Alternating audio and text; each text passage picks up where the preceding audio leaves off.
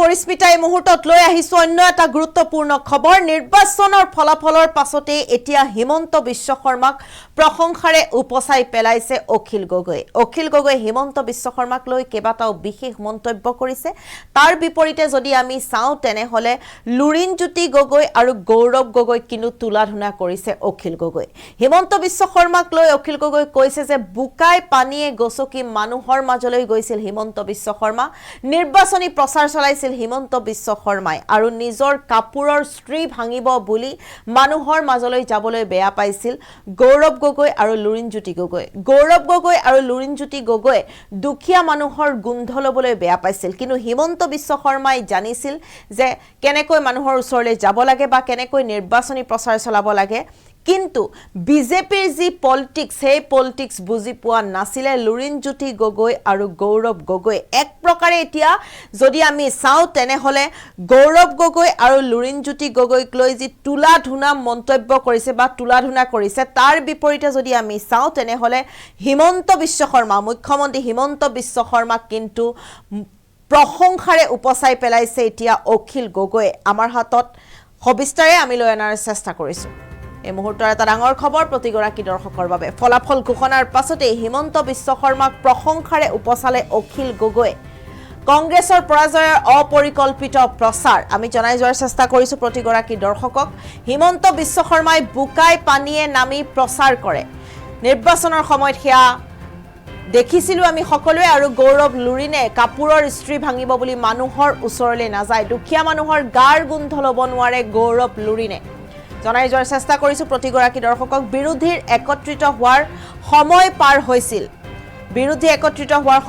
হৈছিল আৰু যি সময়লৈ বিজেপিয়ে প্ৰচাৰ শেষ কৰিছিল ডাঙৰ মন্তব্য কৰিছে অখিল গগৈ মানুহৰ মাজলৈ কেনেকৈ যাব লাগে হেয়া বিজেপিয়ে জানিছিল আৰু আঁচনিৰ কথা বুজিয়ে নাপালে কংগ্ৰেছে বুজিয়ে নাপালে আৰু বিজেপিৰ পলিটিক্স বুজি নাপালে কংগ্ৰেছে এই মুহূৰ্তত আমি প্ৰতিগৰাকী দৰ্শকক জনাই যোৱাৰ চেষ্টা কৰিছো যে নিৰ্বাচনৰ পাছতে 4 মেত যেহেতু ফলাফল ঘোষণা হল আৰু তাৰ পাছতে এতিয়া যদি আমি চাও তেনেহলে মুখ্যমন্ত্ৰী হিমন্ত বিশ্ব শৰ্মাক প্ৰশংসাৰে উপচাইছে অখিল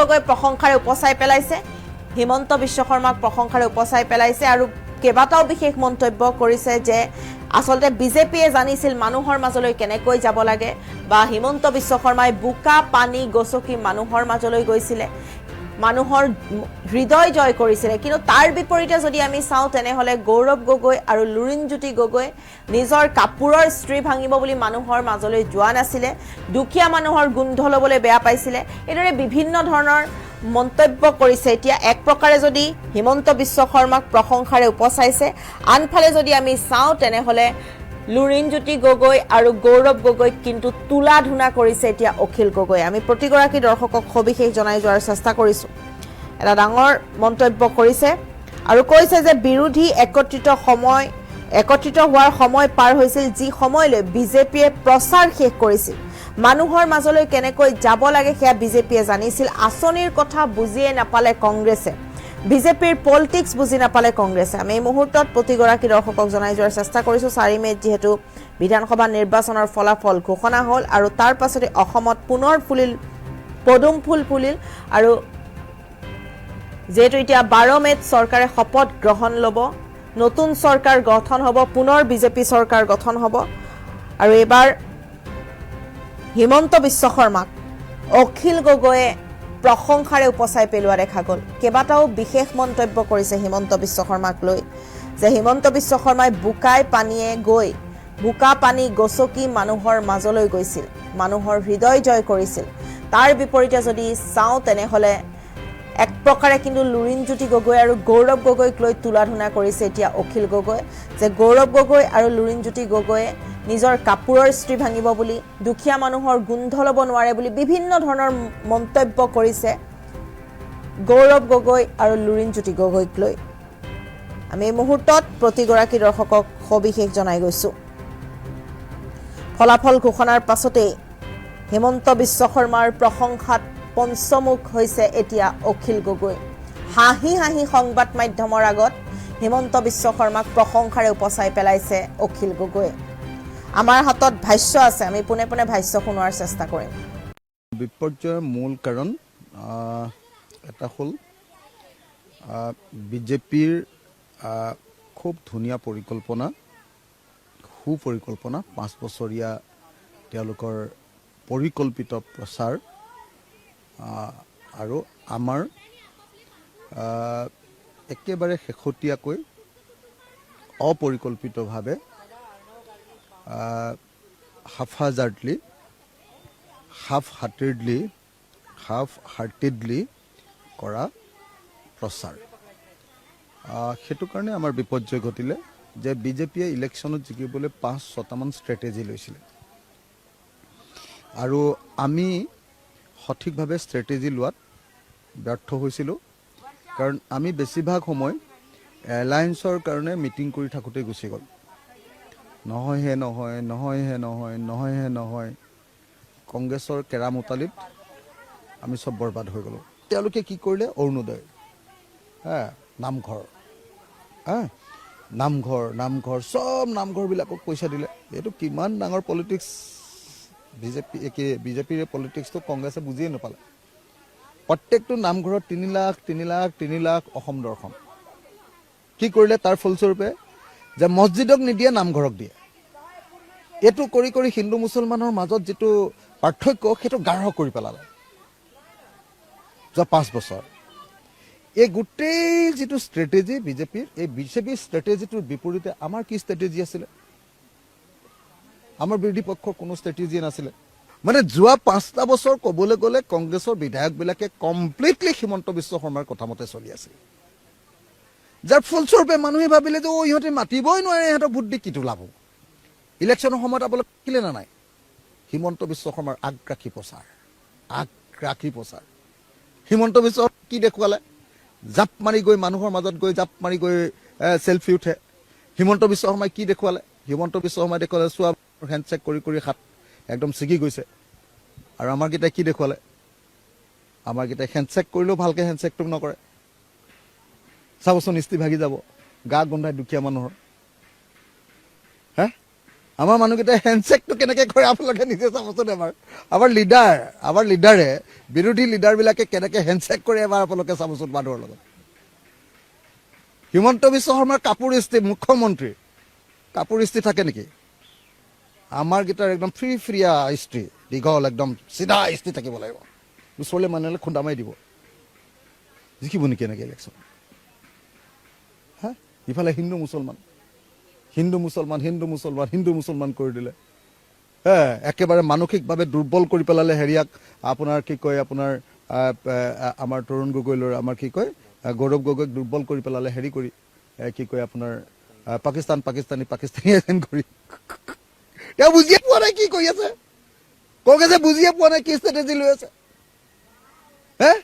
এফালেদি একেবাৰে এজন মানে উগ্ৰ চেলবেলীয়া, একেবাৰে উগ্ৰ জনতাৰ লগত মিলি থকা উগ্ৰ, মানে একদম পানীত জাপ মাৰি দিয়া মানুহ এটা, আৰু আনফালেদি একদম আৰু চাৰ্টাত চিধা কৰি ৰখা, গহীন গম্ভীৰ কৰা অপজিশ্যনৰ লিডাৰ এজন। ক'ত ইলেকশ্যনত জিকিব আপুনি? জিকিব পাৰিব নেকি আপুনি কওক? ইফালে আপোনালোকে চাওক, হিমন্ত বিশ্ব শৰ্মাই ইলেকশ্যনত কেইবাৰ কেম্পেইন কৰিছে। নামঘৰে যেতিয়া চেক বিতৰণ কৰিছে, তাৰ পাছতো যদি অপজিশ্যন হৈ যদি আমি গাঁৱে গাঁৱে মানুহৰ ওচৰলৈ নাযাওঁ, নামঘৰে চেক বিতৰণ মানে আপোনালোকে বুজি পাইছেনে নাই বাৰু? কলিজা কঁপি যোৱা ঘটনা। এজনী মহিলা, প্ৰত্যেক ঘৰৰ এজনী মহিলাক যেতিয়া আপোনাৰ 10,000 টকাৰ চেক দি দিছে, ৰাতিপুৱা 9টা বজাত মিটিং আছে, 6টা বজাত মানুহ আহি মিটিঙত খাৰা, ৰঙা ব্লাউজ, নিজে কৈ দিছে ব্লাউজ পিন্ধি আহিছে, জিন্দাবাদ মাৰি আছে। আৰু তাৰপিছত আপুনি জিকিব পাৰিব? তাৰ বিৰুদ্ধে আমাৰ কোনো বিৰোধীৰ ষ্ট্ৰেটেজি নাই, ষ্টেণ্ড নাই। দেৱব্ৰত শইকীয়াটো মুখেৰে নামাতেই তাতে, আৰু যিমানবিলাক আমাৰ অপজিশ্যনৰ লিডাৰ আছে নামাতেই। আৰু মুছলমানকেইটা বেছি, মুছলমানকেইটাতো হিমন্ত বিশ্ব শৰ্মাই মোক যেতিয়া গালি পাৰে, সিহঁতি এনেকে ধপ কৰি হিমন্ত বিশ্ব শৰ্মাক হেৰি কৰি থাকে, ছাপৰ্ট দি থাকে। তাৰপিছত আপুনি জিকিব পাৰিব নেকি? নিযুত মইনা, আমাৰ গোটেই মানুহ যোৱা 5 বছৰ 10 বছৰ ধৰি চব হতাশ। সিহঁতৰ বুথ কমিটিত মাহে মাহে কি মন কি বাত। মন কি বাতত সদায় চাহ খুৱাই ভাত খুৱাই MLA কেইটাই ফটো উঠে, হে তহঁতৰ কি কি সমস্যা আছে দে কৰি দিওঁ বুলি কয়। হা আমাৰ কেইটাই কি কৰে, MLA হোষ্টেলৰ পৰা নাহেই, বাকীবিলাক নাযায় পাব্লিকৰ মাজত, কি কৰিব হাৰিবই। সেইকাৰণে অকল মুছলমান বিধায়ককেইজন জিকিছে, আন কোন জিকিছে? কোনো জিকা নাই নহয়, একজনো জিকা নাই নহয়। গৌৰৱ গগৈ কেইটা কেম্পেইন কৰিলে কওকচোন, গোটেই ইলেকশ্যনটোত কেইটা কেম্পেইন কৰিলে কওক? তিনি গগৈ এতিয়া মানুহে পঢ়ছে যে তিনি গগৈ অহাৰ পিছতো নহ'ল। তিনি গগৈ এখনহে মিটিং কৰিলে খোৱাঙত অকল এখন মিটিং কৰিলে। মোক ৰাহুল গান্ধী অহা মিটিংখনলৈ নামাতিলেই। মই গৌৰৱক কৈছিলোঁ, গৌৰৱে ক'লে বোলে, মই ক'লো এই কাইলৈ পৰহিলৈ কি প্ৰগ্ৰাম আছে? বোলে ৰাহুল গান্ধী আহিব নহয়। মই বোলো মোক মতা নাই যে, মাতিলে মোক।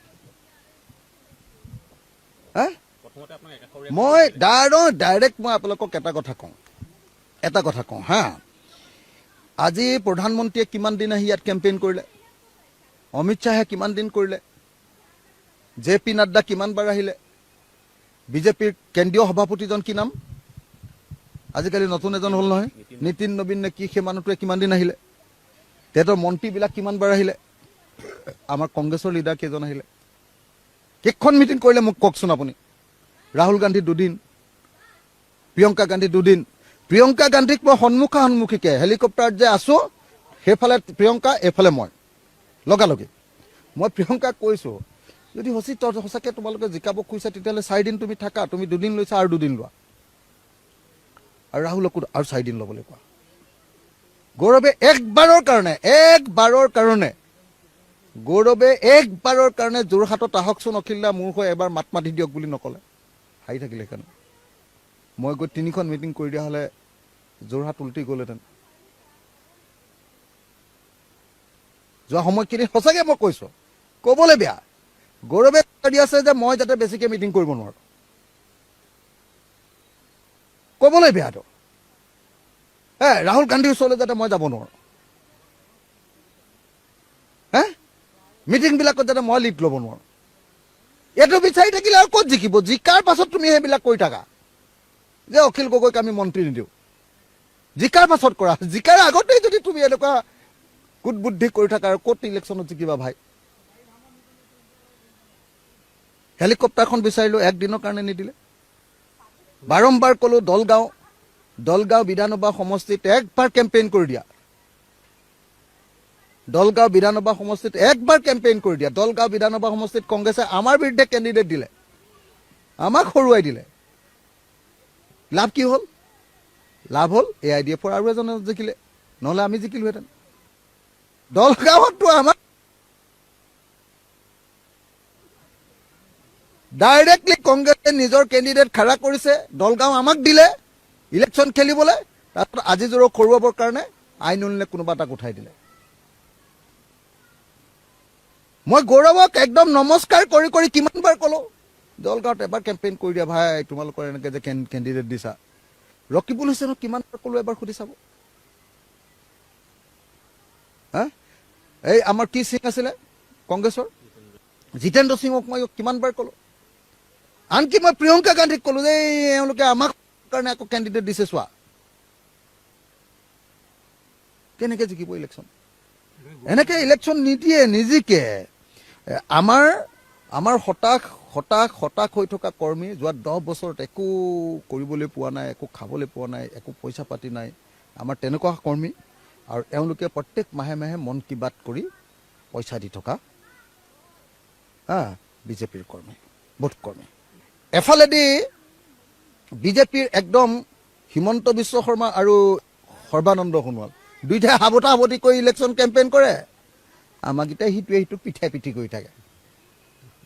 আপোনালোকে নিজে কওকচোন যে ইলেকশ্যনৰ 5 দিনৰ আগত যদি ভূপেন বৰা আৰু কি কয় আপোনাৰ প্ৰদ্যুৎ বৰদলৈ যদি গুচি যায়, তাৰ পাছততো সেইটো ৰিজাল্ট ওলালে। কংগ্ৰেছৰ 4জন লিডাৰ আছে, অকল লিডাৰ 4জন, হয়নে নহয়? গৌৰৱ গগৈ, ৰিপুণ বৰা, ভূপেন বৰা আৰু প্ৰদ্যুৎ বৰদলৈ, 4জনৰ ভিতৰত 2জন গুচি গ'ল। দুজন গুচি যাওঁতে অসমৰ মানুহে চবে জানে যে গ'ল আৰু এইটো পাৰ্টি গ'ল। আৰে মানুহক ৰাখিব যদি নোৱাৰে, চিনিয়ৰ মানুহক যদি সন্মান নকৰে, কোন মানুহ থাকিব? চবতে সন্দেহ সন্দেহে যদি কৈ থাকে, কোন থাকিব? হা, এইটো হৰাটো অৱধাৰিত, হৰাটো মই কৈছো নহয় অৱধাৰিত। আৰু বিধানসভাত আমাৰ বিধায়কবিলাকৰ, বিৰোধী বিধায়কবিলাকৰ মৌনতাই হ'ল কাল, আটাইতকৈ ডাঙৰ কাল। মাতিবই নোৱাৰে, কি কৰিবি? কেনেকৈ ইলেকশ্যনত জিকিবা কোৱা? না পইচা, না ঢাল আছে, না তৰোৱাল আছে, তোমাৰ মিলিচিয়া বাহিনীও নাই, তোমাৰ স্থায়ী সৈন্যও নাই যুদ্ধত, কেনেকৈ ইলেকশ্যন জিকিব? আৰু হেৰি দিবলৈ নাই, কি কয় এইটো যে এতিয়া যে ইৰাকে মাৰি আছে, এইটো কি বুলি কয়? মিছাইল নে কি বুলি কয় এইটো? হে কি মিছাইলবিলাক মাৰি থকা মিছাইল নে কি বুলি কয় ডাঙৰটো এইটোক মাৰি দিয়ে যে? সেইটোও নাই আমাৰ। সেইটো আছে হিমন্তৰ অকল, সেইটো আছে মোদীৰ অকল। তেতিয়াহ'লে কেনেকৈ যুদ্ধত জিকিব কোৱা? না মিলিচিয়া আছে আমাৰ, না আমাৰ স্থায়ী বাহিনী আছে। তাৰ পাছত আকৌ যেতিয়া মই কওঁ বোলে কংগ্ৰেছে ইমান দিন কিয় এনেকুৱা কৰা নাই, বুদ্ধিজীৱী মখাই একফালৰ পৰা চিঞৰি থাকে, এফালৰ পৰা বুদ্ধিজীৱী মখাই চিঞৰি থাকে বোলে অখিল গগৈ আচলতে এইটো বিজেপি পক্ষত যাব খোজে নেকি, কংগ্ৰেছৰ লগত থাকিব নোখোজে নেকি? মই সঁচা কথাটো ক'লেই মানে মইতো জানি আপোনালোকে মই সমালোচনা কৰি দিওঁ চিধা চিধি, কাকো মই কেয়াৰ চেয়াৰ কৰি থকা মানুহ নহয়, মই বোকাত নামি খেতি কৰা মানুহ, মই সেইকাৰণে ইমান কেয়াৰ কৰি নাথাকোঁ। মই কৈ দিওঁ যে এইটো কি হৈছে, মোকেই উল্টাই কয় বোলে ই বিজেপিৰ লগত যাব খুজিছে নেকি, হিমন্তৰ লগত ভাল নেকি? হা, আমাৰ সুলুক থুলুক প্ৰচাৰ, আমাৰ কোঅৰ্ডিনেশ্যন নাই, আমাৰ তিনি গগৈ নামটোহে এটা থাকিলে, একদিনো প্ৰচাৰেই নকৰিলোঁ, নাই। তিনি গগৈ নামটো ল'লে বেয়া পায় নেকি কিজানি বেলেগবিলাকে? এইটো এইফালেও ভয়, সেইফালেও ভয়, এইফালেও নাহে, ইফালেও নাহে, ক'ত ইলেকশ্যন জিকিব এনেকৈ? কথাকেইটা ক'লোঁ এইকাৰণেই যে এই সঁচা কথাকেইটা যদি এই সময়ত শুনি নলওঁ, এই সঁচা কথাকেইটা যদি উপলব্ধি নকৰোঁ, আৰু যদি এতিয়াও যদি মনে মনে এনেকৈ তেলমৰি কৰি থাকোঁ, ভৱিষ্যতে কেতিয়াও বিজেপি খুৰাব নোৱাৰিম। উত্তৰ পূবৰ আগশাৰী শিক্ষা প্ৰতিষ্ঠান প্ৰতীক্ষা গ্ৰুপ অফ ইনষ্টিটিউচনছ 2026 বৰ্ষৰ বাবে আৰম্ভ হ'ল নামভৰ্তি প্ৰক্ৰিয়া। B pharm, D pharm, BSc nursing, BMRIT, BMLT, GNM, BPT। পাঠ্যক্ৰমৰ বাবে মুকলি নামভৰ্তি। 17 এপ্ৰিলৰ পৰা আৰম্ভ হৈছে বিনামূলীয়া CEE কোচিং। আজিয়ে যোগাযোগ কৰক এই নম্বৰত 9706321768, 9181022366 আৰু 9181022377।